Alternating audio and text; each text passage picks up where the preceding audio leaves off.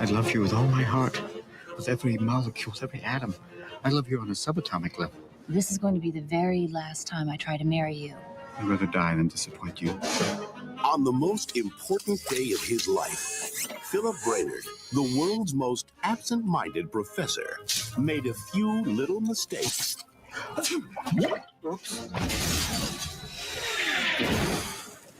Wow, what a bang. And one gigantic flub. Flubber. Flubber? Sounds like baby shampoo. It's a metastable compound. If you apply a small amount of energy, it liberates an enormous quantity of energy. This definitely has applications in the field of sports. Oh, when I exit this window, the flubber will send me right back up unharmed. Are you nuts? Ta-ta, my love. Ouch. Walt Disney Pictures presents Oh. a classic story. Oh, sorry. First-time flyer. A boy meets goo. Get him! This Thanksgiving, discover the stuff that dreams are made of. Ow! Robin Williams. Hit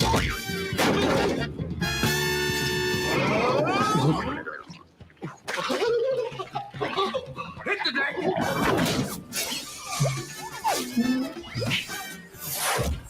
It's Flubber! Flubber.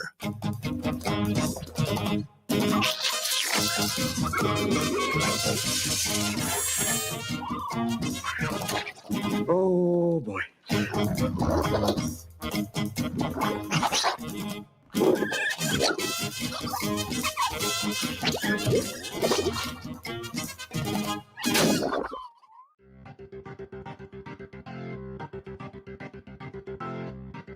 Hello, hello. I'm Katie, and this is Retromade, your pop culture rewind. Today, we're diving into 1997's Flubber. And 1997, I believe, is probably the latest, definitely for the John Hughes. It's the latest movie we've done. So this is a John Hughes penned remake. If that surprises you, it did me as well.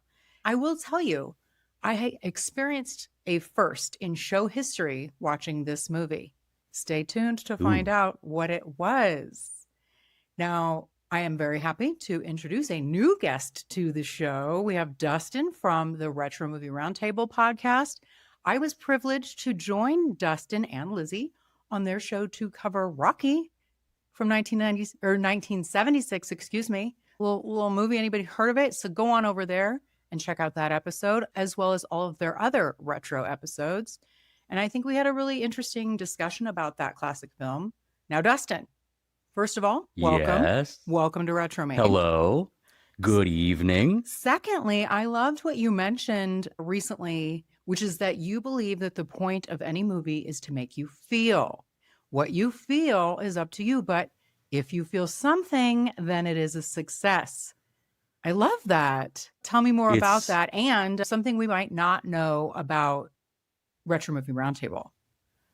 It's like you took the words right out of my mouth. Hello, everybody. I'm Dustin, and I'm one of those guys who will tolerate some movies that might make general audiences a little uncomfortable. I enjoy the big laugh-tastic comedy fests. I enjoy big budget movies too. I enjoy love stories, but there are some movies out there that are intended to push the buttons. They are intended to make you either lean in a little bit and say, what am I in for? Or their intention is to make you squirm a bit in your seat. And then you talk about it with your friends or your family or your partner, whomever it is. And those are the things that I pursue. I pursue art in every form. I think I first said that back when I was in college a long time ago, which is the purpose of the artist is to make you feel. And that's it. It might be something that disgusts you. That's fine too. So I like to approach our movie conversations with, what did this bring out? Because it's more than just what the title of the genre is. So yeah, I was very happy to have you on our show, Retro Movie Roundtable. We release a weekly show. We have 5 hosts. I've been on the show since 2021. And the thing that I believe people don't know, because I've listened to a lot of other people's podcasts, I think the thing that people don't know is we don't select our movies. We ask our guests to provide a short list. We want to cover the gamut. We want to be introduced to things that are new. One of the finest things in a movie conversation is to get something new. I mean, hey, we love returning to Rocky for the 100th time. I liked it. We had a good time. But it's also nice to get something brand new. And so I don't know if people know about our show that what you're getting has been curated by our guest, not by us. I love that. I love that. Yeah. And I think you guys will like the episode. You'd think that it has been covered to death, but I don't think it was. I think we had enough to say, right? We had plenty to say in our episode because we hadn't been used to saying it a lot. Right. Y'all, you definitely know that movie inside and out. But I will say it. Remember that things that make you feel, we described that running shot along the ship and how you run through a brick wall for the way that this movie can energize you. And it has longer lessons than just there was a fight. There's so much to that movie. And I guess we've got another cerebral one tonight, don't we? Yeah, so there's a little sneak peek into the Rocky episode. And then, I mean, very similar movie is Flubber, I might add, only 30 years later. So, sure. But in order to set the stage for our discussion about Flubber, we're gonna open the time capsule. That's what we do here on Retromade, Dustin. So there's some trivia. I've heard about this. Yes. From 1997. Can you see the wheel that we're going to spin? Yes, I can see it. Okay. I'm so ready. A bunch of categories about, retro trivia. I'm going to spin the wheel and then I'm going to see, test your knowledge about 1997 pop culture. And we have come to Fad Flashback. In 1997, this toy craze swept the nation, with collectors driving up the prices of rare plush animals with tag errors. What was the name of this hugely popular line of stuffed toys? I believe the name of the company is TY Tie. Are we talking about Beanie Babies? Yes, bonus points for the name of the company, Dustin. Very good. Oh, yeah. Very good. Oh, yeah. Hit me with another one. Did you have Beanie Babies? No, I saw Beanie Babies. I had friends with Beanie Babies. I was the age of someone who would have friends with Beanie Babies, but the movement towards collecting them and looking for the errors and that kind of thing did not matter to me. I had my own little stuffed dog. His name was Shredder. I had a handful of Beanie Babies, but again, same. I didn't care about the craze or anything. I just happened to have a couple. Do you have them anymore? I do not. No. They're making some collector very happy, or some little baby gets a little Thai Beanie Baby. Yeah, or you know what? Actually, it is highly likely that I had some when I became a young adult and started adopting dogs, and it became a dog toy. Oh, yeah. What better end of life to be given to someone, our dog, who would appreciate it so much more than we could. Exactly. All right, you're pretty good in this category. Here's another one. This virtual pet, a small egg-shaped electronic toy, was released in the U.S. in 1997 and required players to feed, play with, and care for their digital pet or risk its digital demise. What was the name of this toy? My friend Eric had one of these, and I remember not knowing how he did it, but checking in with him that he had done his thing. Are we talking about a Tamagotchi? We are. I feel like this was, in school, like home ec, there'd be a class, you have to have a baby. By the time I was in high school, they had actual electronic doll babies. But the old school way was either eggs or a bag of flour or something. And so sack of flour. Yeah. The Tamagotchi just seems like school, you're, I don't know. I did not have one, but you are correct. It was a Tamagotchi.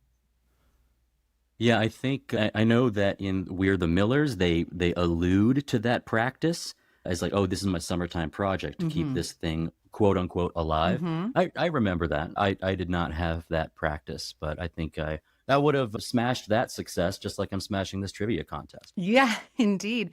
I did not take that class because I knew I never wanted to be a parent. So it did not matter whether I could keep an egg or a bag of flour alive. Just walk on by. Yeah. All right, last question. The release of this epic disaster film became a global cultural phenomenon in late 97, leading to a frenzy of fandom for its stars, repeated viewings, and record-breaking box office success. What was this movie?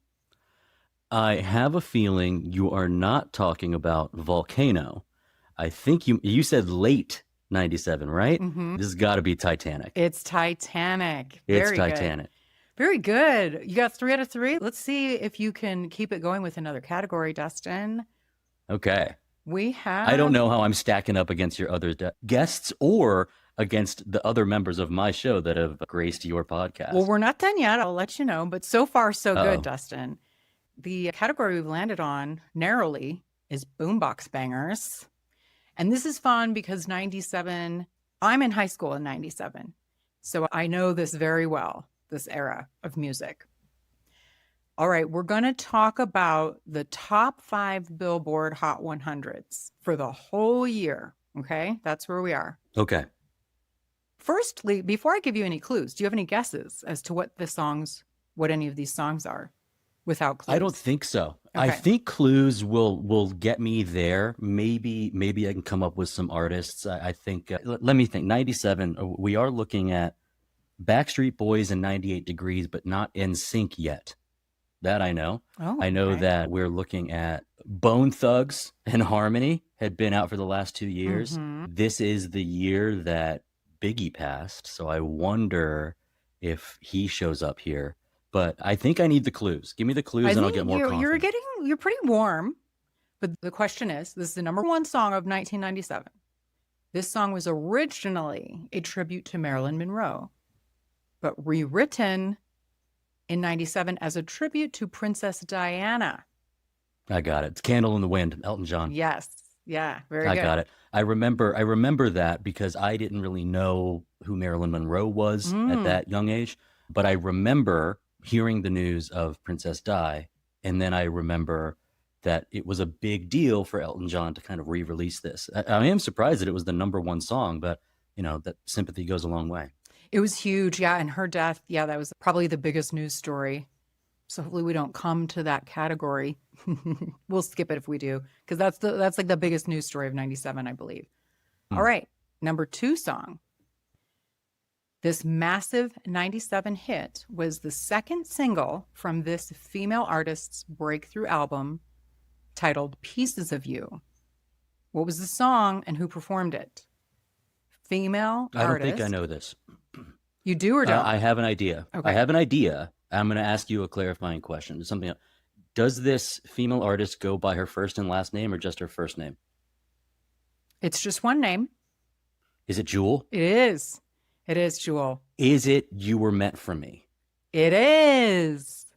Very good. And I love that you're using Jeopardy rules here by answering the form of the question. Okay. Number 3. That's a good song. It is. I mean, so far, I'm all in favor of both of these. Actually, I'm in favor of all 5 of these. I was a All big 5. fan of. Yeah. Okay. So Mhm. off the Katie seal of approval. That'll They help do. me. Well, we'll get to number 5. But number 3 is a tribute to the late notorious B.I.G.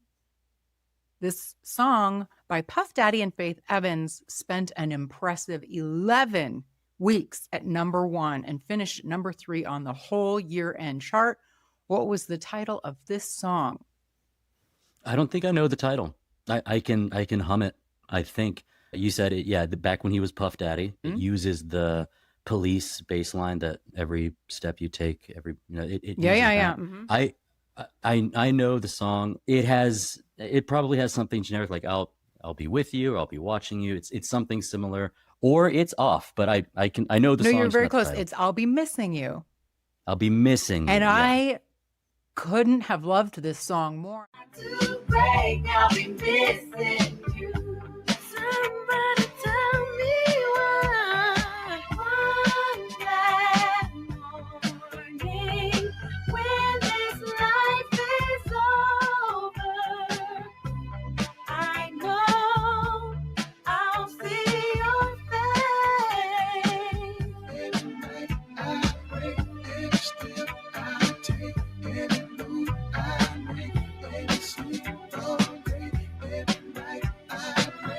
day that passes is the day that I get closer. I can picture where I was at the time, like with just things I was doing. Such a good song. Such a good song. Yes, very good, very good. All right. It's also nice when some of these songs have they sample music from the past. That's when your parents or your uncle or whoever gets to say, "Oh, you like that, do you?" Remember in the 80s when it was yeah, that's fun. That's good. That was even in one of Puffy's songs about we take hits from the 80s and make them sound so crazy. It's like actually a lyric in his song. Yeah. Back before we knew what a monster he is. All right. Number 4. This song was released in 96, but carried its popularity into 97, where it finished the year at number 4. So it was like a popular song for the whole year. Okay. And it is an R&B power ballad, female artist. Okay, it's an R&B power ballad that was with the charts all year. Female artist. I have a name, but I don't know if I have the song. I have a name. Tell me if the name is right before I go down this path. Okay. Tony Braxton. Yes. Okay. Is it Unbreak My Heart? It is. And wasn't that a great song? You love me again. Uh-huh. Yeah. It is a great song. Power ballad, man. Yeah. All year? Yeah. It came out in 96, but ended 97 at number 4. See, I'm not going to say I have an advantage, but like top 40 or Billboard stuff, I remember I was not able to drive in 97 yet. So I got to listen to whatever mom had on in the car. So top 40 Casey Kasem, I heard this stuff every week. So I would probably way better at top 5, top 10, top 40 in the 90s than I am now. I couldn't tell you a single top 10 song right now. Oh, me neither. That's because I'm old and I remember the things from when I was young. That's how it goes, I think. All right, the last one. You're doing very well. Number 5 song for 97. It is an upbeat hip-hop track from Puff Daddy again. Yeah, he was big in 97. This time, but he needs someone else to help him. He can't do it on his own. We had Faith Evans for the number 3 one. This one features Mace. Remember Mace? Yes, M-A-S-E, Mace. Yes, Mace. Yes. And it spent 6 weeks at the number 1 spot and finished the year at number 5. What was this song? I don't have it. I'll tell you this right now. I don't have it. This was the year of Mace had a 3-song EP. Yeah. And I'll tell you off the top, I just don't have it. So I remember loving Mace. Dustin. I remember loving Mace back in the day. The name of the song is Can't Nobody Hold Me Down. Yeah, it was like an upbeat, it was like a party track, Yes. Mm-hmm. Yes.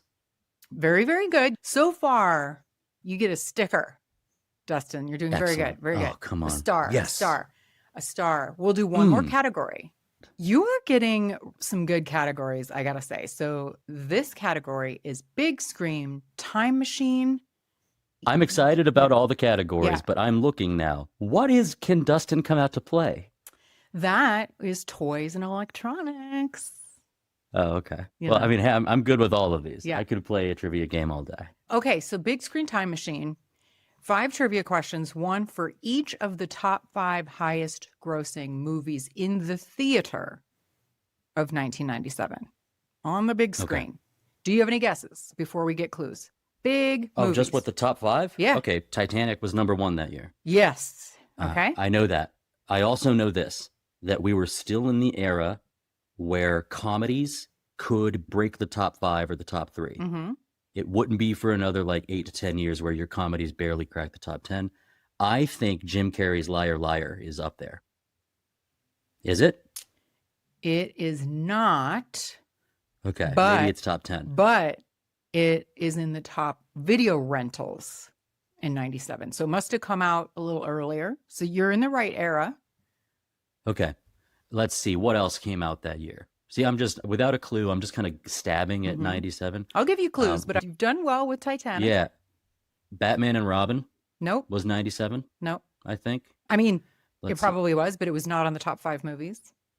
Okay. Give me the clues. Okay, The clues. Number will 2. help me narrow it down. Yep. You'll get them. You will get them with clues. Number 2. The climactic San Diego scene of this dinosaur blockbuster features a T-Rex wreaking havoc. During the rampage, director Steven Spielberg makes a brief cameo appearance on a television screen. What was this movie? Jurassic Park, The Lost World. Correct. Right? Number Did not have the magic with that one for me. I don't recall. I conflate them all. I remember loving Jurassic Park, and then I can't remember the subsequent, which was which. Yeah. Okay, the number 3 is a Will Smith movie because he was huge at this time. And he was initially hesitant to star in it. It was about a secret organization that monitors extraterrestrial Men in life. Black. Yes. Oh, yeah. Yes. Oh, yeah. Oh, yeah. Who Men in convinced Black. him to Sorry take the cut you off. role? Any guesses? Okay. Let's see. He was hesitant initially to take it. Was it a co-star of that movie? No. It's Was it a family member? It was. Yeah. Was it Jada? Yeah, which is it's just wild now to look back at them, Things have changed so much. Yeah, they really have. Since then. It's like they have and they haven't, some things. Yeah. All right. I would not have been surprised if Men in Black ended up on our music category, because that was a banger song too. It probably was in the top, 20 at least, maybe, for the year. The number 4 movie is a James Bond adventure. Tomorrow Never Dies. Easy. Yeah. Oh, wow. That's easy. I never would have gotten it because I don't know James Bond. I think I've just made my other co-hosts on my show proud. I introduced Tomorrow Never Dies to the show as a dealer's choice. I mentioned how we don't pick the movies. Well, twice a year, we do get to introduce something that we like or something we want to watch with our friends. And Tomorrow Never Dies has such a cool story, such a great couple of henchmen, and also it's got Michelle Yeoh as a very different style of Bond girl. Very cool with like the bad guy is looking to take over the world through media manipulation, kind of moving James Bond into a digital age. I really dig it. And it's got a stealth boat. Is this Pierce Brosnan? James Bond? Yeah. Okay. Right after GoldenEye. Got it. Okay. Yeah, this is one of those I'm kind of embarrassed to admit I've never seen a James Bond movie. I have completely shed my embarrassment for not seeing movies. We're busy people, It's Katie. true. We got tons of stuff to do. I had to kick some people out. I had to say, sorry, I can't hang out with you. I've got a podcast with Katie. I make time for my one retro movie a week. Maybe. So it's okay if we have missed some staples, or in your instance, missed, one of the finest franchises ever put on film. I know. I've missed a couple, what people would consider that. And maybe one day I will come back to them. But at any rate, I feel privileged that you're spending this time on Retromade. And with that, this is your final question. Last category, last question, Dustin. Number 5, movie of 1997. Originally, Kevin Costner was considered for the role of the President of the United States in this action thriller. When he was unavailable, he suggested Harrison Ford for the part. Air Force One. Yes. Did you know the Kevin Costner Harrison Ford thing? I didn't. No, I was waiting for, when you said president, I said, okay, that kind of narrows it down for me. Yes, that is, Air Force One was one that like Dad and I watched together. Okay. So like I remember. I didn't know the thing about Kevin Costner. Got it. All right. Although I will say, we recently chatted about it. Kevin Costner, for all of your listeners, this was something mentioned by Bill Simmons on his show. I don't watch his show or listen to his show that much, but for your listeners, can you name another person who's put out as many good sports movies as Kevin Costner? You'll find it hard to beat him. Sports movies? I can only think of 2, 3. Does he have 3 sports movies? He's got like 7. Really? Okay. He's got a bunch. Yeah. And some of them are just kind of like Draft Day, you might not consider like a sport movie, but like there's so many. Sports in the background. I think yeah. Okay. sports in the background. Yeah. Yeah. But Kevin Costner, I didn't know that about him, but it's a good plane movie, but there's a plane movie that is not as high on the list as that from 1997 that I like better, called Con Air. Yeah, who's I that? love Con Air. Nick Cage and who's the other? Nick Cage, John Malkovich, John and Malkovich. Ving Rhames, Yeah. Dave Chappelle. Yeah, I do like that movie despite my dislike of what's his face, Nick Cage. He's not my Yeah. fave, but yeah, I like that movie. He plays a flat character in it. Cameron Poe. It's not a great performance, but the movie is cool. You're right. I gotta say, Dustin, you did mighty well. I would give you like a 98%. That's pretty high. Gold star for you. Yeah, I was happy with the sticker. Yeah, gold star. So I'll take the percentage. Yeah. I wish I had actual cash to give you. I do not. But Next time. yeah, that was our time capsule. So now we're very much in the mindset of 1997. This whole season is about John Hughes. And I'm discovering, rediscovering, revisiting his classics, some movies I haven't seen before, but his 80s and 90s movies. Does John Hughes mean anything to you? Did you grow up watching him? When did you realize that he was the mastermind behind some of these iconic movies? I will give the credit to USA Network or TBS Network, who alerted you that what you're in the middle of is a John Hughes fest. So the ones that spring to mind, I think The Breakfast Club is the best of the bunch. I also hold that movie in pretty high regard. Talk about movies that make you feel. Yeah. Some of them I've seen, but they don't hold like the high ranking that other people put them at. Sure. So Ferris Bueller's Day Off, you could not have a day off from school without that movie being on the Superstation.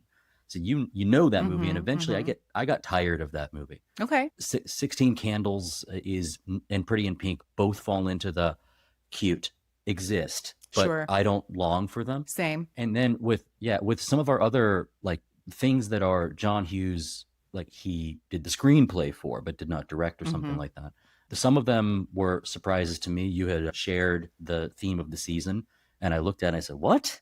All of these? Yeah. And that's where I go, I actually think I've seen over 70% of his, the movies he's tied to.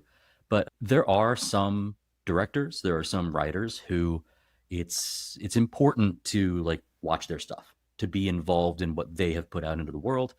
And John Hughes, I just realized I had already made that accomplishment before trying. Okay. So you were drawn to him. There was something about him, whether you were cognizant of it or not. And it wasn't, well, I think I wasn't even drawn to him yet. Yeah, you know what? You're right. Is that it was on, Weird Science was on. And then it became Anthony Michael Hall being in all of them helps. But the idea is, okay, this guy gets it. He gets this. And so if you were to ask me like, who's the champion of this teen angst understanding, I'd say it's Hughes. But I also, like I said, I don't go back to those frequently. Except for Breakfast Club, hold in very high regard. I was just a tad upset I was not on our episode when we covered it on our show. Oh yeah, it's hard to beat Breakfast Club, like John Hughes wise. And then it's just interesting because he was kind of the teen king, and then he morphed into kids fare, which is really, they're vastly different. Was he involved in the Home Alone movies? Did he write them or did he direct them? Wrote. Christopher Columbus, okay. I think, directed. But yeah, the Home Alone movies, wrote. And same with Flubber. He didn't direct, he wrote it. So, yeah. Yeah. I was surprised to see Flubber on this list. Yeah, me too. That said, shall we get into Flubber?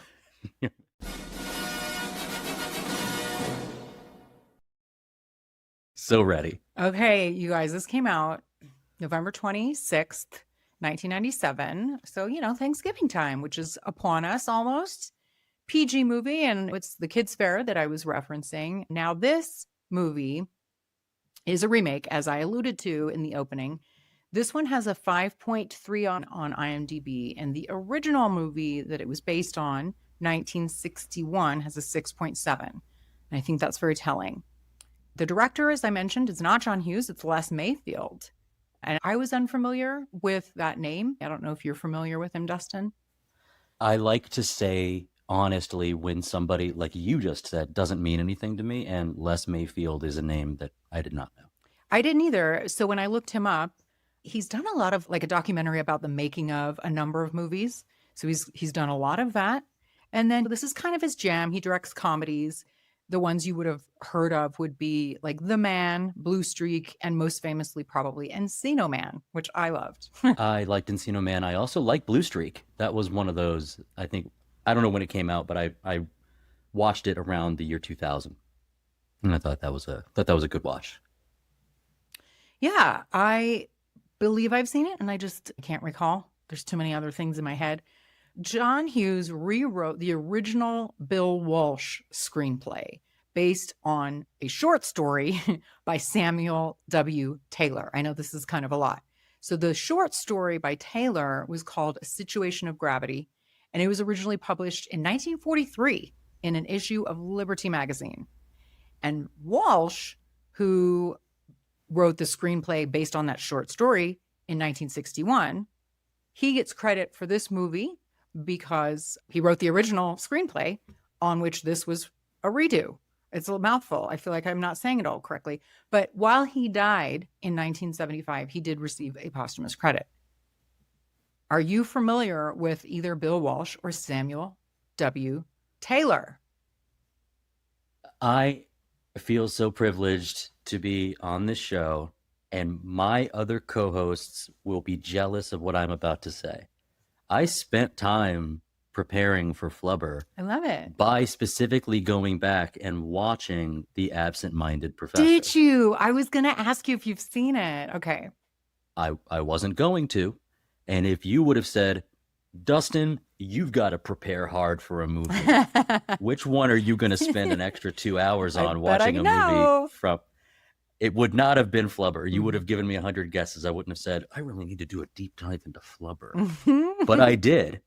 And it was worth it. And I don't want to talk too much about that 1961 version of The Absent-Minded Professor until we start talking about some details of this movie that when I had questions upon revisiting Flubber, I said, maybe there's a reason why. Yep. Great points, because you are aware of this, Dustin, but listeners, this was my first viewing of Flubber. I imagine a high school girl not wanting to go see this type of movie. So it missed me. And so I watched it the other night, and several times I wondered how it compared to the original. So I'm glad that you have that knowledge. But really quickly, the actual subject matter, I thought was just strange. It was like a short story and then a screenplay based on that. And then this was remade. So Samuel Taylor is from Provo, Utah, which tracks because he is a descendant of John Taylor, who apparently is the former president of the Church of Jesus Christ of Latter-day Saints, aka Mormons, right? I feel like who's from Utah that's not, seemingly? All of you who are not, if you live in Utah and are not Mormon, please let me know.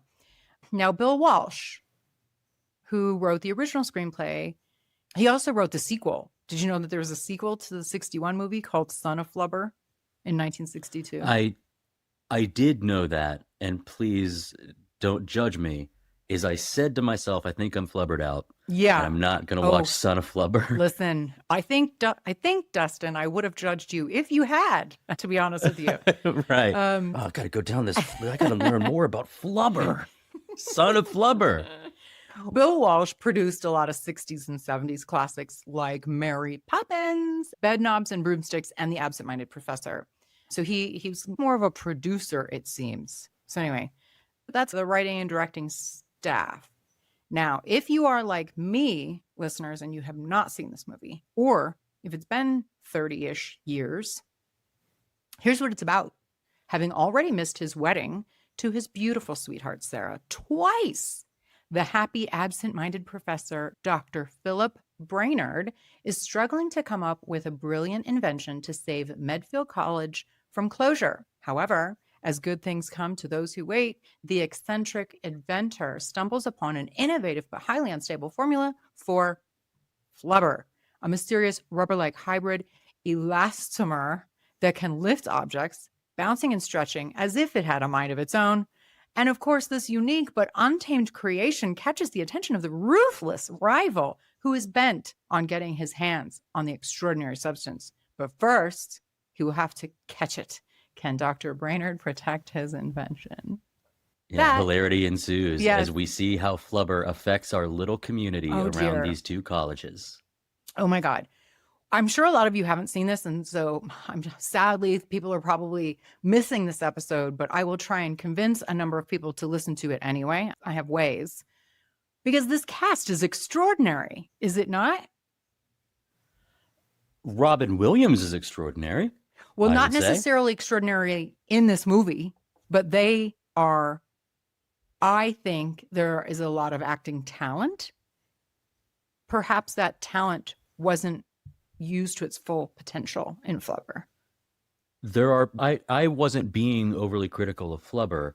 I am familiar only a little bit with Marcia Gay Harden, plays our Sarah. Okay.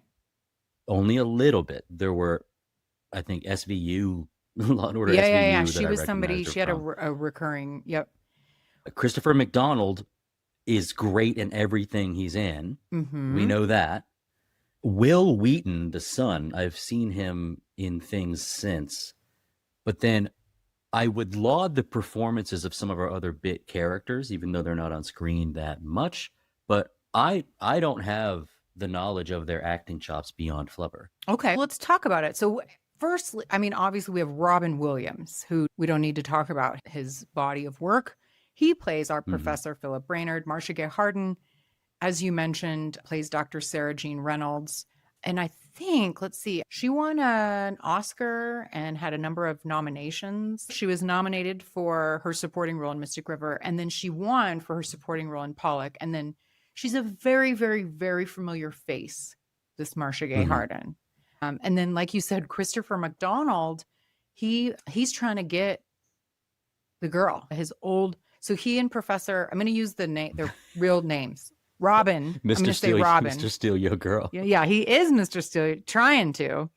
He says it out loud. Yeah. That's what I'm told you I to do. steal your ideas and I'm going to try and steal your girl, you know, which, to be honest, Robin's kind of sucking at being a fiance here, I got to say.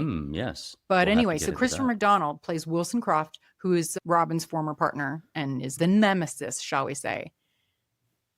He was in the Happy Gilmore movies as Shooter McGavin. Yeah.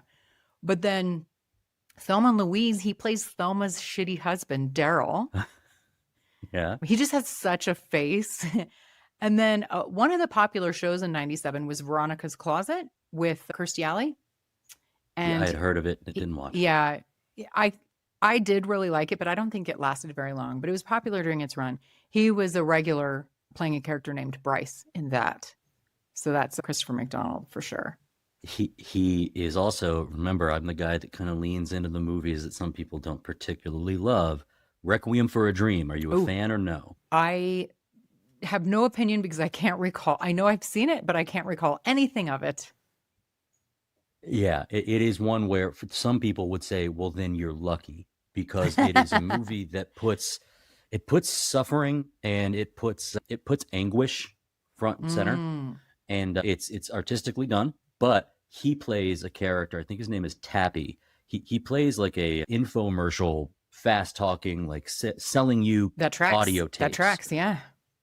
And he's so good at playing slimy that he personifies it. Even if the character wasn't written well, he pulls it off so great.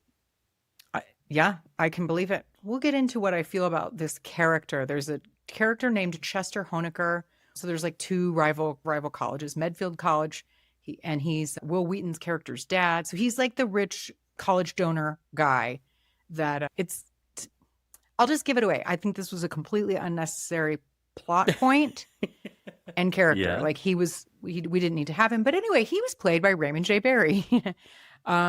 He has over 100 movie TV credits, including The Ref and Training Day, but he does appear to be more of a stage actor. So I wasn't super familiar with him, Raymond J. Barry. I think you look at him and he's not got a single white hair out of place.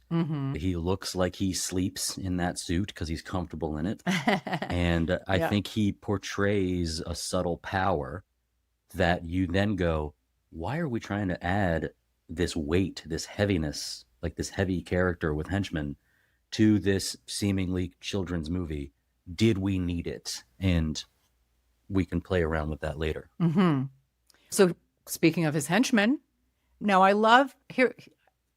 The pro column here is their names are Smith and Wesson, and I think that's fun. It's very good. They're played by Clancy Brown and Ted Levine. So Smith is Clancy Brown, and I don't know why. I feel like that's an author. Who am I thinking of? Like a famous You're thinking author. of Tom Clancy. Okay, maybe. I don't know. Yeah. But Clancy Brown is an extremely familiar face. This dude has 351 acting credits. 351. A lot of it is voice work. He does a lot of voice work. But I would say he's most known. You will recognize him, his face, from playing Captain Hadley in The Shawshank Redemption and Kurgan in Highlander. Those are probably his most like well-known roles. And then Ted Levine, if not for his voice, I wouldn't have recognized him from The Silence of the Lambs. I don't know what he's from. There are things about big time canon movies that you might even still hold in high regard where I don't remember his character. Mm-hmm. So I raise my hand and say, no, I just forgot him. I do like him here. We talked about him last season because he was in The Next of Kin with our everyman Patrick Swayze. But he is most known for playing, I forget the character's name, but the weird guy that's holding the woman hostage. Oh, he's Buffalo Bob. Buffalo Bill. Buffalo Bill. Buffalo Bill. Yeah, Buffalo Bill. Yeah. Oh, yeah. Yeah. Goodbye horses. Yeah. Okay. Mhm. So that's where I go. I just so wrote that off as, no, I don't remember him. I don't remember. I But think of he course looks you remember different. him. He looks like shorter and stubbier in this, but his voice is what gets you, I think, when you hear his voice. Yeah. And then Will Wheaton, you mentioned, I think he's really known in Star Trek circles because he was in a shit ton of episodes of Star Trek The Next Generation. And then he plays himself in a lot of Big Bang Theory episodes. And then when he was a child, he played Gordy in Stand By Me. Yes. There are some actors, Haley Joel Osment is one of them. There are some actors that you knew them from child roles, and then they kind of just keep existing through Hollywood. Yeah. They still live in LA. They still interact with other people who are up and comers. They still have face recognition. And Will Wheaton is somebody that is in some like online LA nerd scene, but also comedy scene. Yep. He's just still around. Yeah, you're right. And I hate to be like such a negative Nelly, but I have always been annoyed by him. And he certainly did not disappoint in this. He knows that about himself. Yeah. I mean, granted, he's supposed to be playing like an annoying, like entitled rich kid. But yeah, I don't know. There's something about him. But I did read that he was cast in this because he resembles Tommy Kirk from the original. Having seen it, do you feel the same way or no? I don't feel the same way. And it's only because I think that men were built differently back then. Men were oftentimes much slimmer and slighter, especially if you're playing young. Mm-hmm. And I think Will Wheaton looks kind of like he could play on that team, which surprised me. But that character, not Chester, but in the early in the 1961 version, his name is Biff or Biffer, and he just looks like this little scamp. Mm-hmm. But he also is not so plainly on the bad guy side. Okay. He is also a member of the community that is trying to make things better. He's trying to save people. He's trying to help people out. He questions his dad when his dad forces him to do something that is morally questionable. And he ends up saving the day a little bit. So they really leaned into, if we're going to have this character exist in the Flubber movie, we have to have him lean towards the criminal enterprise side. He can't be a toe-the-line guy. Yeah, that's interesting. It sounds like the character in the original was a more fleshed out character, perhaps. Yeah. Yeah. Yeah. Which tracks. And I'll make this point, which is that I think that there was an intention to honor the absent-minded professor and the choices and the big scenes in that movie. Yeah. And I think those choices were made due to Disney proclivities. They do this frequently. Yep. But also, there was some, I don't know if it had to do with the estate. I don't know if it had to do with the rights of the story, but they made the decision. We're going to stick with this basketball game is very Oh important. my God. We're Yep. gonna Yeah. we're- Dear God, the we're going to basketball game. The basketball game. We're going to stick with that. We're going to stick with the car flies. Yes. Even, what are we looking at? 6 years later, with all the advancement in technology, is, ooh, car is flying. That matters to this movie, and because it mattered to the original. Right. And I would say it hurt the performance and your overall product of 1997's Flubber, their refusal to distance from the past. Yeah, I think that's valid. I think there's more to it than that, but that's a good start. We'll talk about it once we get through all of our cast, because there's a couple of other interesting ones. The next being Edie McClurg, who has hardly any role in this at all. She's like the assistant or something to Dr. Sarah Jean Reynolds, the fiance. The reason I bring her up is because she's in almost every John Hughes movie. I don't know if you recognize her or if you're aware of her being in all of Hughes' movies. I imagine that I would recognize her immediately. The but I'm gonna redhead, do the same thing where plumper, I say, redheaded woman. yes, or I would say I don't remember that part. I was focused on something else. Of course. Yeah, she wasn't in it very much, but I know she always has a very small role. Except for Ferris Bueller, she had a little bit of a bigger role, but she's in almost every Hughes movie in a small role. So here she was as like the assistant to the university president. And then Sam Lloyd Yes. played the basketball coach. And did Yeah. you know that he's Christopher Lloyd's nephew? I did not know that. It's cool to hear because I like them both. Did you say Ted Lloyd? Sam Lloyd. What was his name? Sam. Sam Lloyd. Mhm. Sam Lloyd did pass about 5 years ago, Yes.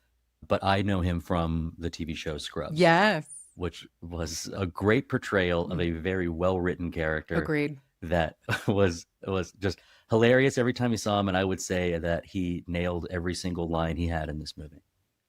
Yeah, and he's very distinct looking, you all. I looked up because he has a certain look about him, and then his last name is Lloyd, and I was like, I looked up, is he related to Christopher Lloyd? Sure enough, he is. He's his nephew.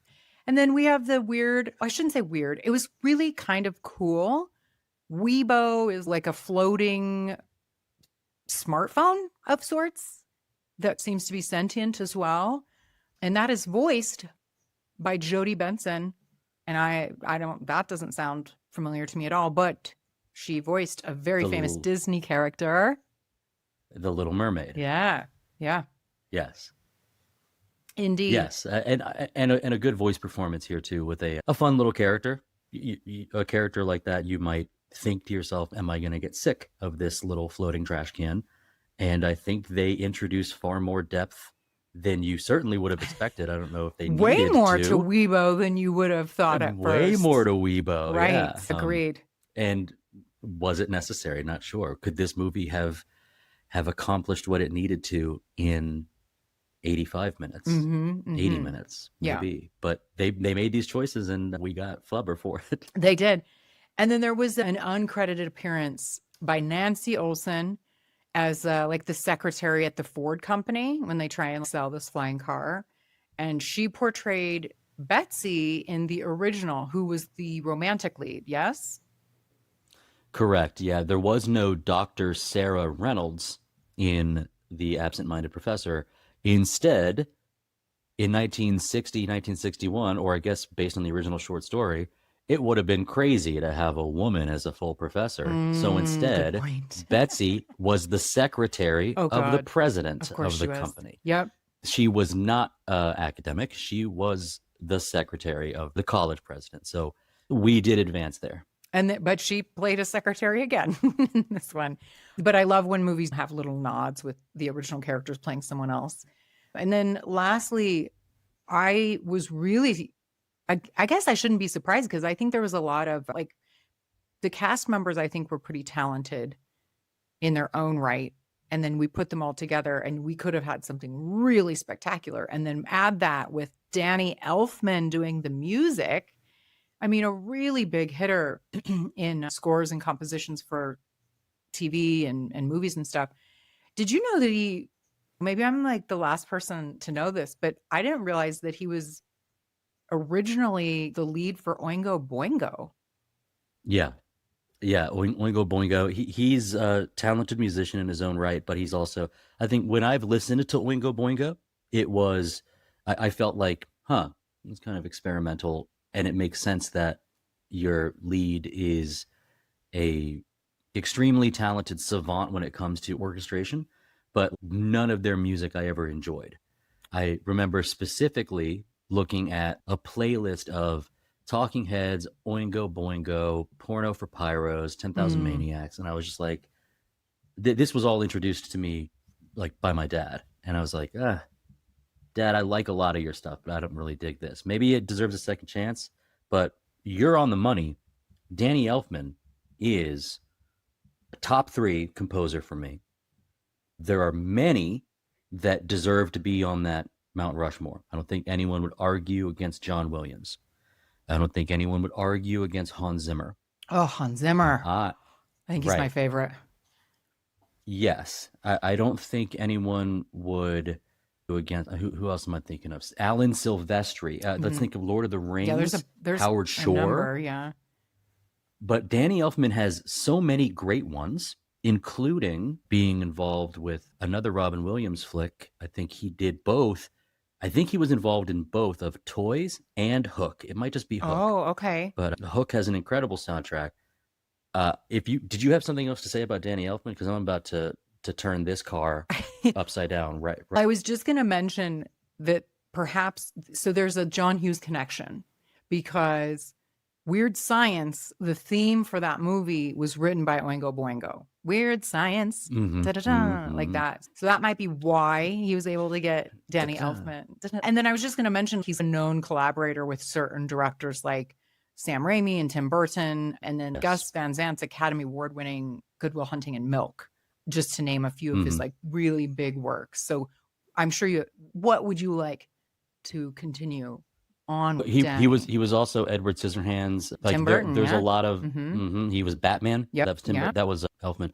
But here's the other thing about it is, because I've been exposed to how great he can be and has been, I found the soundtrack to this movie to be workmanlike. Yeah. To be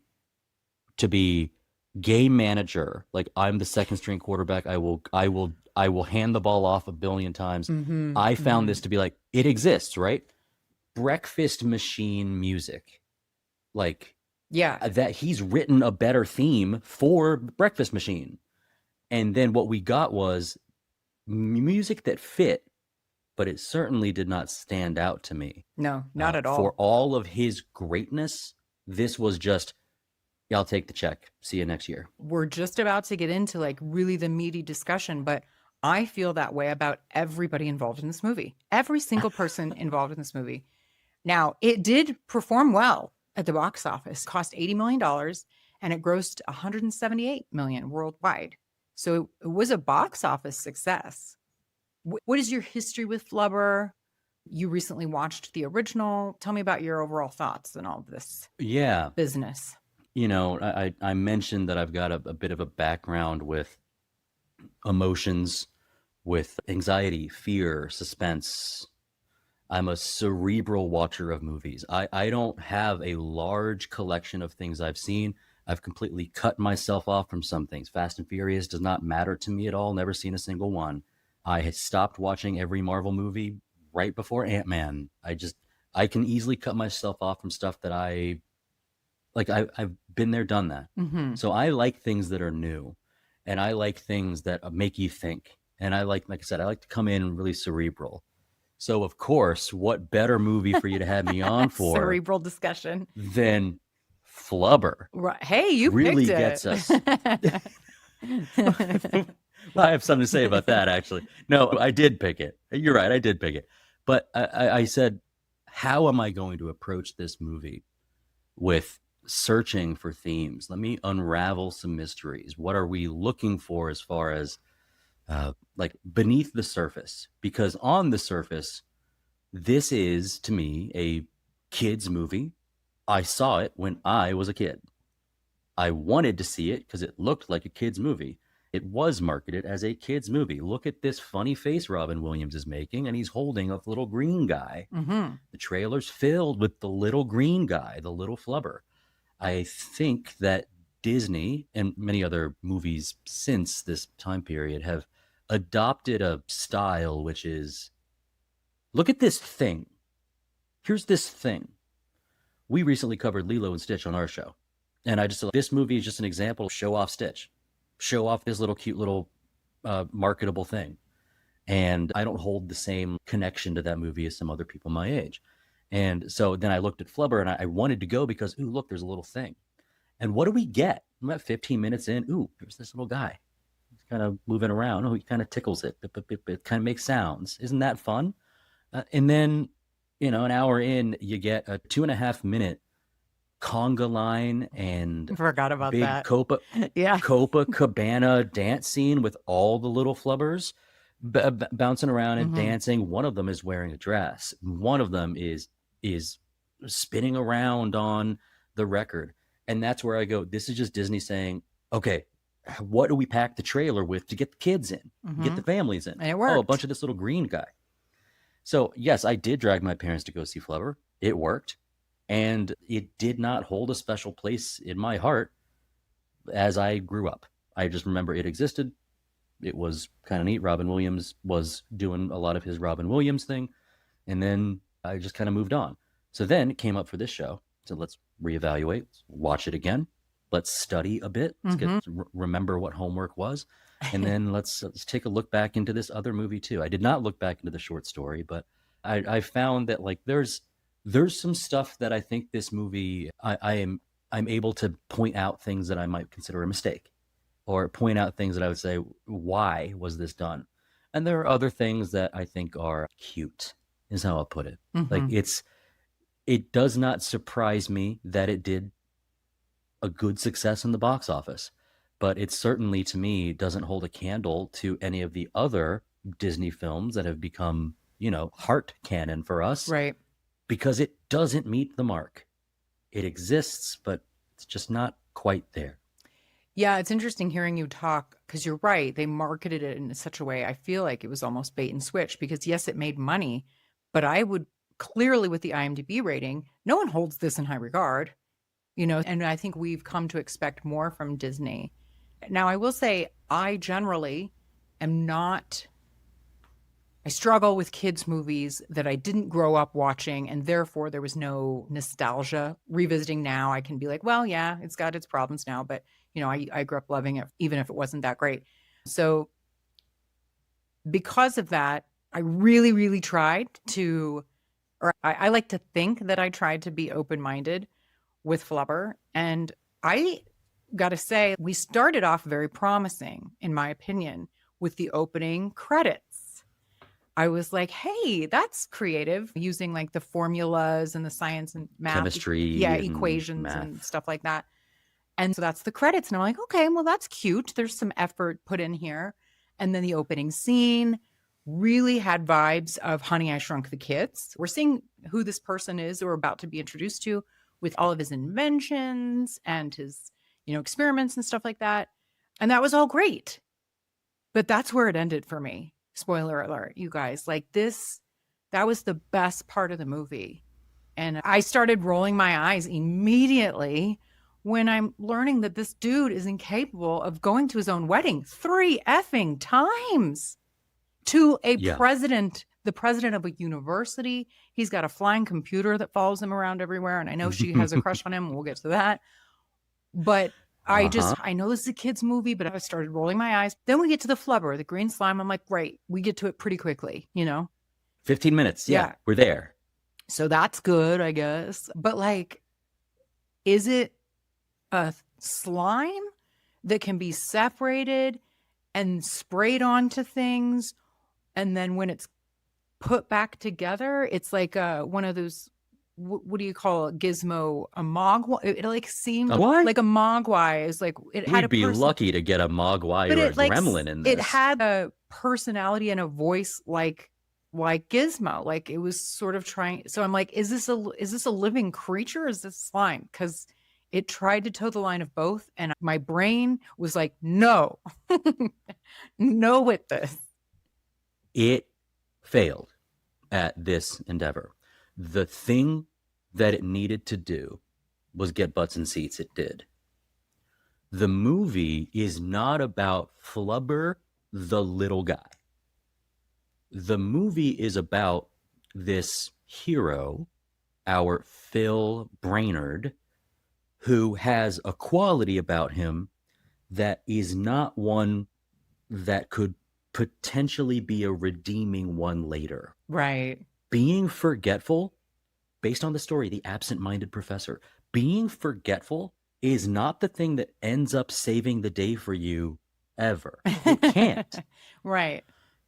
So him being a bad fiance, him missing his wedding, him creating a rival because his childhood or his university friend, Wilson, who was working alongside him, stole his ideas because he was too absent-minded to ever do anything with it. You could have saved the world or improved humanity 3, 4, 5, 6 times, but you didn't because you couldn't remember. Great point. And he's mean about it, but he's right. If you don't do anything with your science, right. what's the point? Mm-hmm.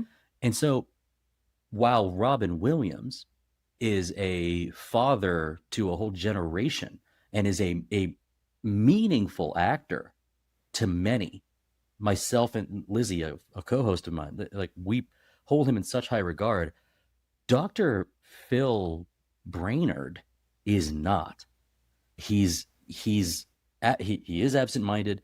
He's, I guess you could say, a little bit like not self-absorbed, but like too absorbed. Right. And the things he's accomplished, automating his house, cool. We've seen it before, but cool that he does. Right. Creating Weibo. Creating Weibo. He even explains later, I don't know how I did it, because he forgot. Creating, very clever name, the other robot. Remember that robot's name? Yeah, what was it again? Weber. Weibo and Weber? Because Weber is the style of grill that its base is. Yes. It's a Weber grill. I like it. I So forgot. Making nice those touch. is great. It's a nice touch. There's cleverness in this movie that gets overlooked by the overall Yes, because I stupidity of- overlooked that completely because I was so annoyed with this movie. This movie annoys you, and it can annoy many. I found myself annoyed. So are we really rooting for this guy to get what he wants? He's failed so much. And in fact, when you look at a Christopher McDonald character, where you say the guy's such a slime ball, but then you realize he could be way worse. Great. Yeah, Instead- he wasn't that bad. Yeah. I'm glad you said it, because that's what I was going to say. He wasn't that bad. He doesn't force his way into her house. He accepts when he is told hey, it's time for you to go, and he leaves. She's the one that offers about buying dinner. Like he's already been in a position where he's like, I'm interested in the person you're interested in. I have no idea why on earth she is repeatedly getting hurt by you. I'm going to come in and provide her something where she is not hurt. And I just found it like he wasn't the ultimate evil, like bad guy. He sides with them later. Right. Sure. Absolutely he does. And he needs to, in order for us to say, is Sarah that much better off with old Brainard than Wilson? I mean, he is known for playing a slimy guy, but I felt like he wasn't that bad in this movie. Agreed. It's a really good point. And, now that I'm thinking through, there was, like, from a villain standpoint, I think it was a bit of a crowded house. And Sarah deserves better than either of these two morons. Yeah. She's the president of a university, and she got stood up for her wedding 3 times.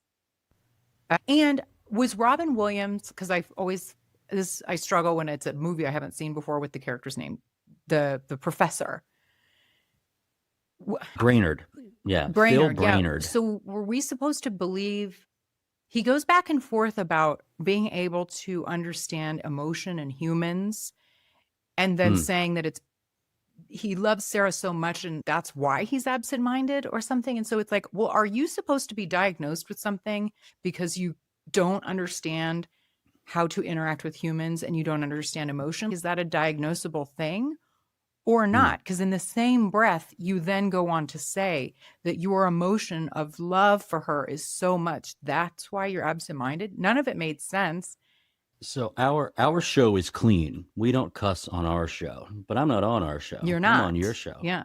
That's bullshit. Right. The Disney attempt to turn the flaw into the thing that actually makes the character lovable is bullshit here. The reason I forget stuff is because I love her so much. Nah, you've been that way. And when you hurt someone like that, you got to learn from it. And he doesn't. No. As smart as he is, he doesn't.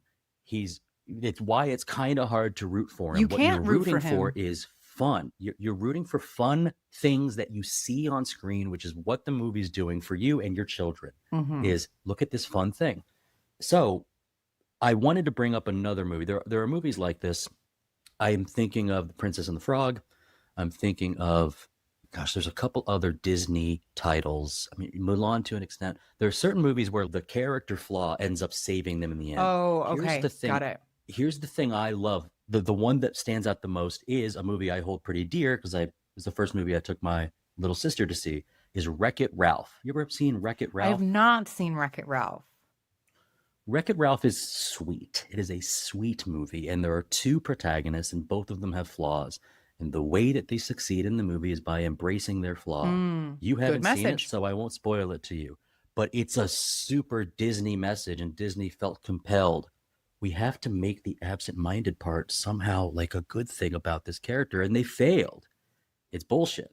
So then you add on the things that like make it a Disney moneymaker. Okay, the Flubber little guy's around, but basically contained. Yeah, you're right. Like, does it have a mind of its own? It is dangerous when it's bouncing around. It's dangerous, but it does not have menace. It is not intending to harm anything, like Stitch is intending to destroy. Flubber's just bouncing around.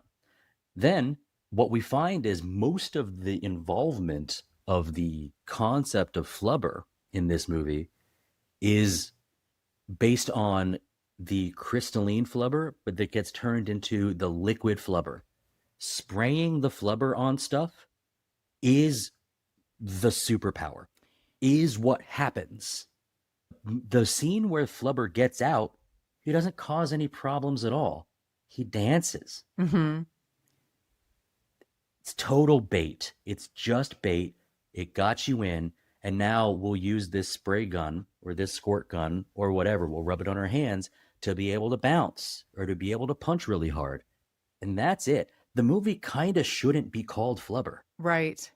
I struggled a lot with, are you a thing? Like a little animal type, like sentient weird being? Or are you a substance that can be sprayed on things? And they show it as both. And I'm curious how the original handled this. Oh, it had no mind of its own in the original at all. It had no playful aspect to it. It just bounced. Bouncing, jumping, propulsion.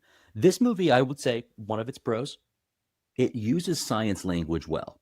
Yeah. I know some hard science language, and there were some things about it. You call it an elastomer. There are things about the way that it is like made latent and been able to keep in its 77 Kelvin box, which is very cold, which I think 77 Kelvin is like negative 320 Fahrenheit. And I know that because I did the homework. And I like stuff like that. Good job. Yeah. Yeah. I mean, I thought so too, but it's like that's lost on the kids watching it. You know what I mean? Absolutely it is. They wouldn't know. And so in the original, it is not a fun little thing. It's just a substance. It's Phil Brainard in Flubber. It's Ned Brainard in the original. Okay. But the idea is they're just looking for a way. The original one, he's obsessed with a new form of energy, you know, like kinetic energy, resting energy.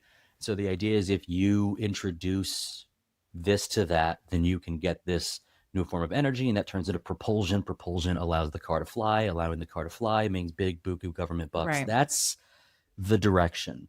In this telling of the story, the thing that is created has a personality, or at least has the ability to be fun on screen for people. That's kind of it. That makes more sense. The Disneyfying it and trying to get the people into the theater by anthropomorphizing it, I think Yeah. was a problem. Yeah, I don't know. I have so many thoughts because doing this season, I'm recognizing so many, like, I'm like, oh my God, John Hughes, how many times are we going to go to the same well? I'm just very disappointed.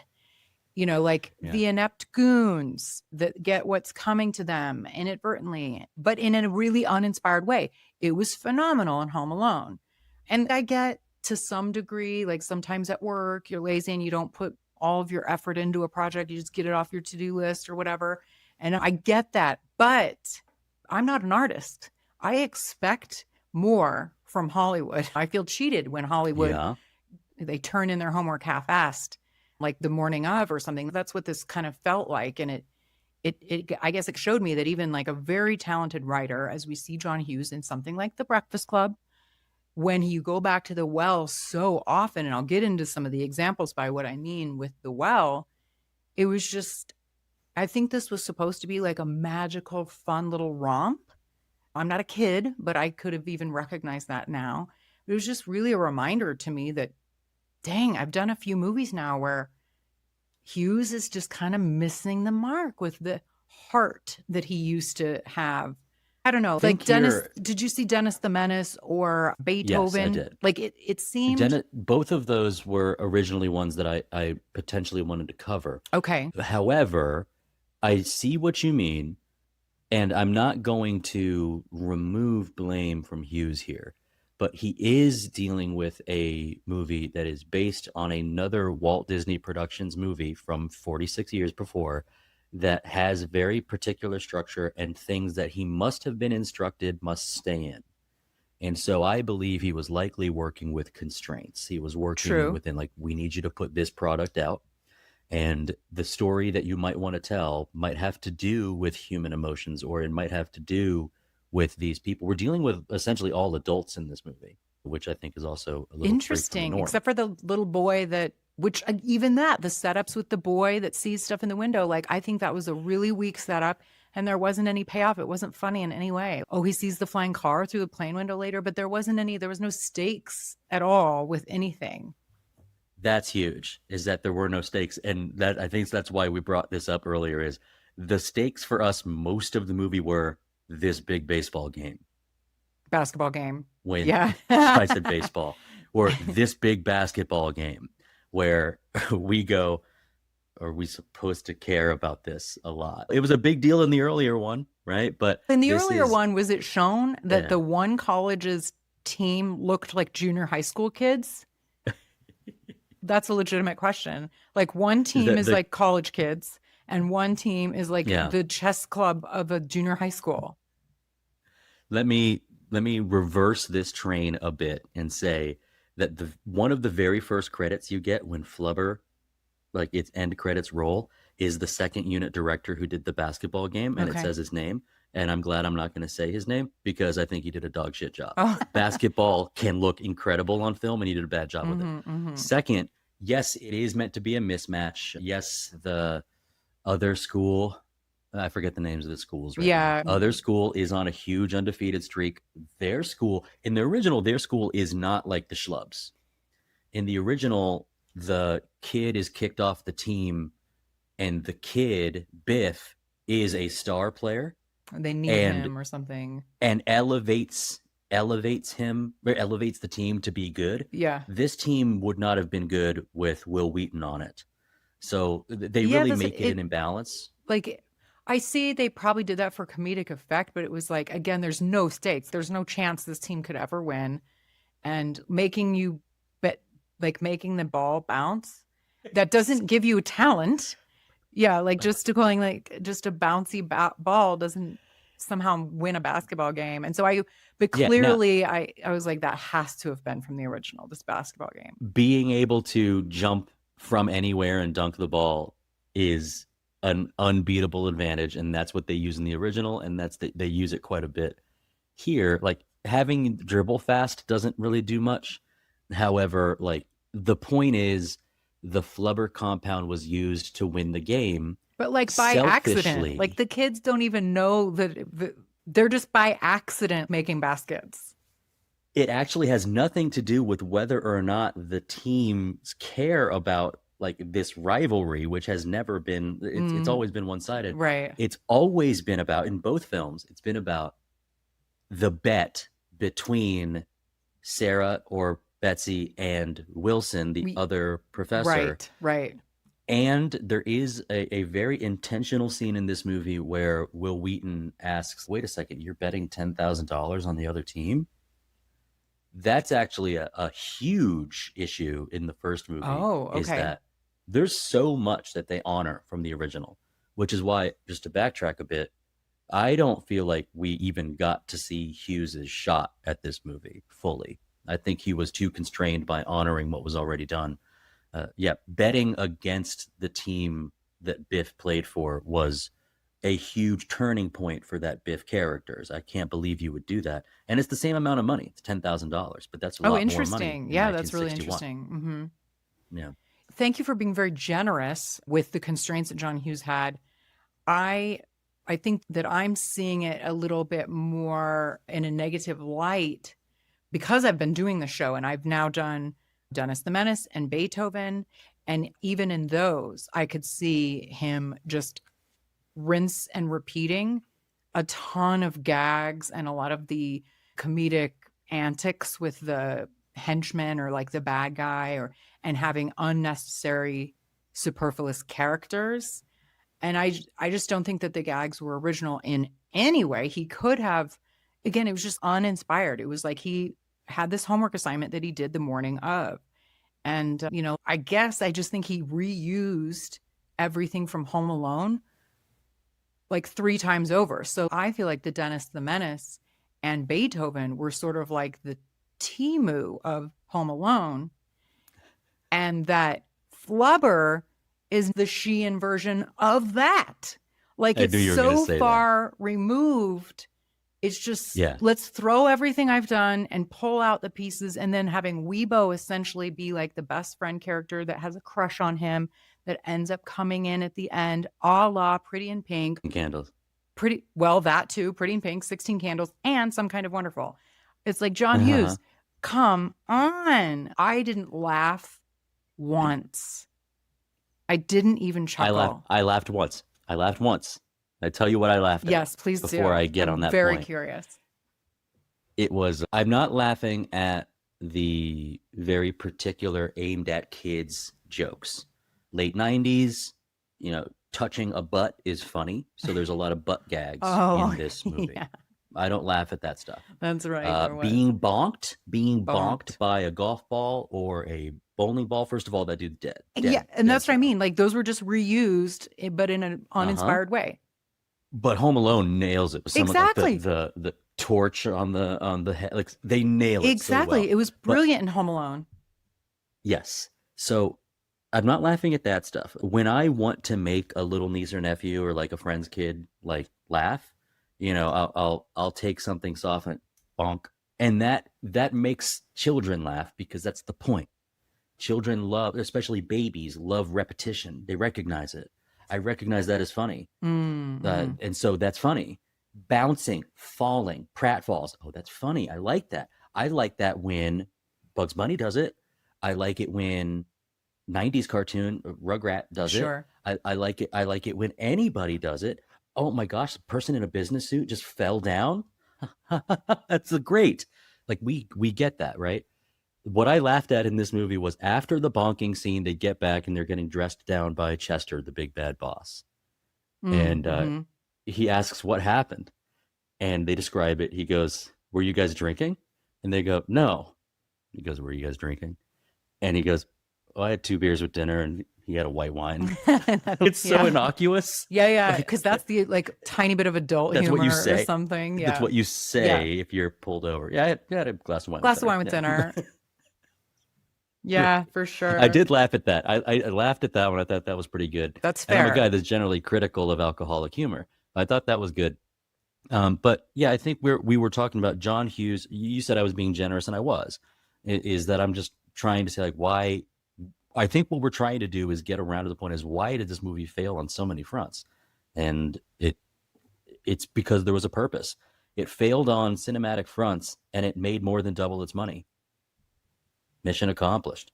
Yeah, I mean, so which is unfair. They maybe, don't care. but- I mean, and that's why, and this is why I'm cynical of a lot of big budget. It's like there was enough marketing, like a really good movie just doesn't do well at the box office because A, nobody knows about it. There are a lot of reasons that can happen. It wasn't marketed, whatever. And then some movies that are fairly, meaning like they are really good movies and existing on their own merit, will gain a cult following later.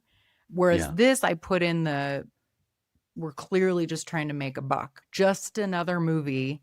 I don't know, man. Well, let's also look at the timing when it comes to digital animation. The same, when I watched that little like dance sequence with the flubbers bouncing around, I was expecting it starts with dance, but then Flubber's going to get out and make a mess and destroy something or hurt someone or whatever. Right. But that doesn't happen. It's just what I did is I Googled immediately. I said, you know what this is? This is a Chips Ahoy commercial. Do you remember the Chips Ahoy commercials? Yes, that's so funny that you say that. Yeah. Cookies flying around, big balloon that says 1,000 chips delicious comes through, and it's the big band music. It's sing, sing, sing. That's what we got, was a 2.5-minute Chips Ahoy commercial in the middle of this for a product that doesn't exist, for Flubber. Get excited about Flubber. And that just kind of exists. But what I learned was that Chips Ahoy commercial was Pixar. Oh, really? So we're right around the time where, look what we can do. You know what you had in 1961? A little wet-looking brown rubber ball. That's what Flubber was. It did not animate. It just bounced. That's what Flubber is. Flying rubber. It bounces. Right. That's all it is. So they said, but what if we turn this technology into, now Flubber is fun. People will get excited about Flubber. People will have fun with this thing. Maybe we can sell Nickelodeon Gak or whatever. And someone said, this is a $1 million idea. Go run with it.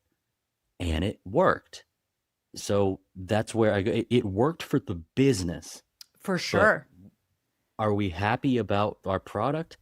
I think we've come into it, an hour in, we're not happy with Flubber. Because I, and I know there's a difference between Disney live action and Disney animation, but movies 50 years before this, I was more impressed with. It's not really about, I hear your point about sometimes there's new technology and look how cool this is, but clearly even using the old brown Flubber from the original, that's a better quality movie, which shows in its vastly different IMDb rating. Disney is known for its heart, its big music numbers, and really evoking emotion. And this was a Disney movie that, to your coming full circle on movies should make you feel. This made me feel nothing. I was bored to tears. This was the first movie in show history that I thought was a chore to get through. I'm like, when is this going to be over? Nothing about it was even remotely amusing. I hated this movie. I love this new budding friendship that we've guested on each other's shows. And I think we get along pretty good. Hey, here's a list of these movies I want to cover on this season. Okay, here are the 3 I want to do. Those have already been picked, is what you told me. So, okay, here are the next 5 I want to do. All of those have been picked too. I said, okay, Flubber it is. And we said, high five, let's do it. You'd never seen it. I knew what it was. But I love that we get to kind of add as a little asterisk to this journey that our podcasts are on to Flubber sucks. Don't watch it. And it was such a talented cast too. And I even thought Marcia Gay Harden looked lovely in this, like a young Marcia Gay Harden. But they put her in schoolmarm outfits to make her like asexual. I'm like, can't you make her look like a woman?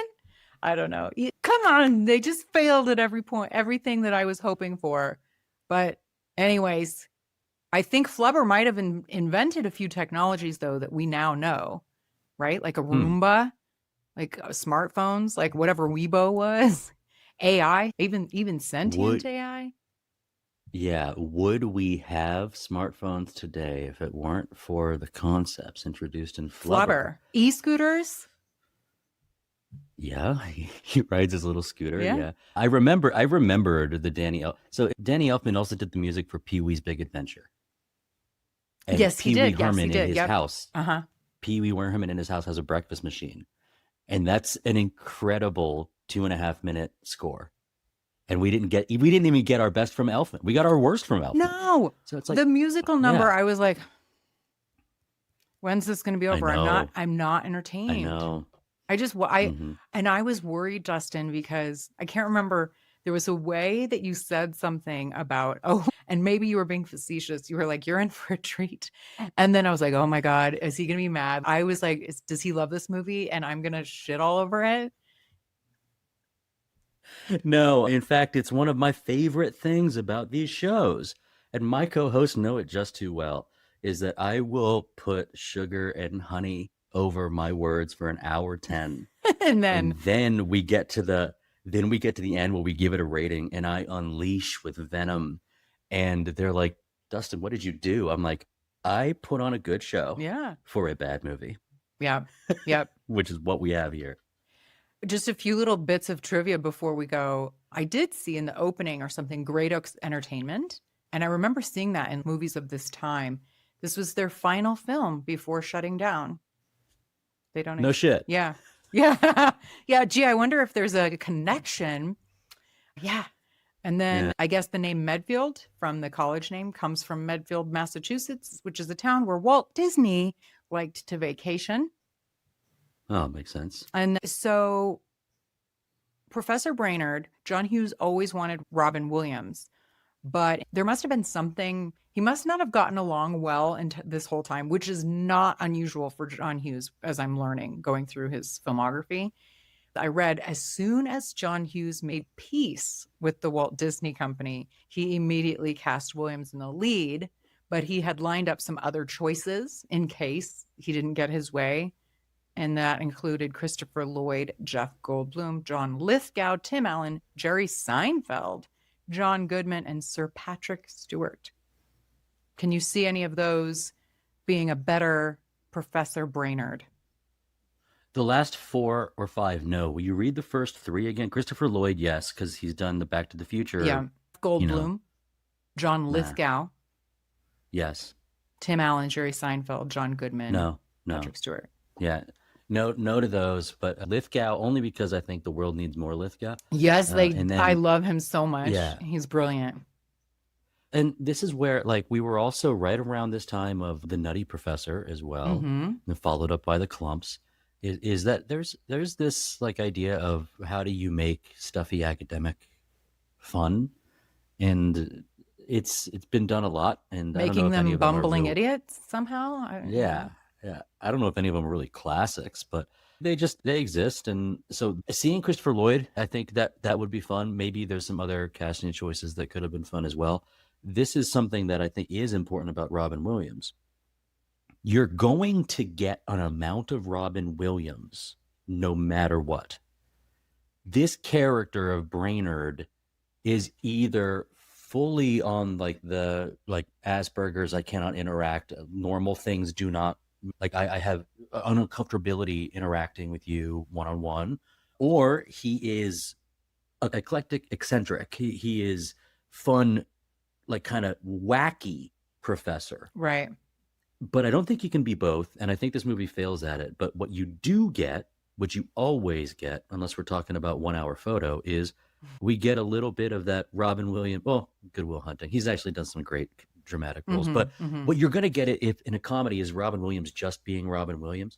I think about him driving the flying car for the first time, and he starts like singing this like samba music. And it's like, Brainard would not do that. This is Robin Williams being Robin. Okay.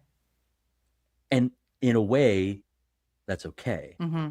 That's kind of what we want, is for Robin just to be Robin. Furthermore, a huge, I think, at least attempt is the Flubber compound is dangerous. It bounces around. And so there's a lot of things breaking, and it does require a very strenuous, I think, physical performance from Robin Williams. He's very good at physical comedy. Yeah.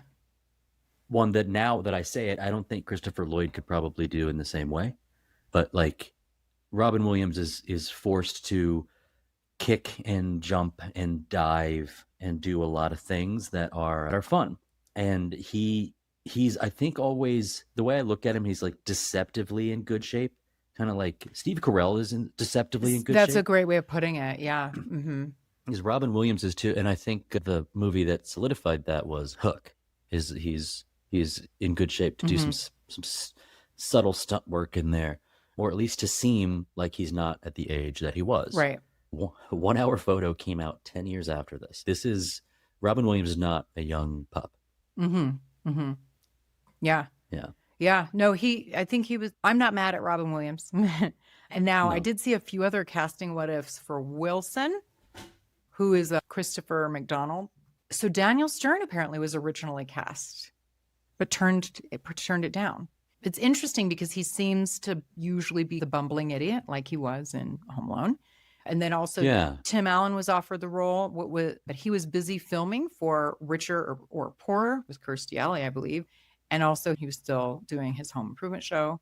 And then some other very different people that I saw were considered, meaning very different from each other. Kelsey Grammer, which would be good because he plays Slimy well, because I think he is slimy. Danny DeVito, who I love. I don't know. That would have been interesting. I don't know if he could play Mr. Steal Your Girl.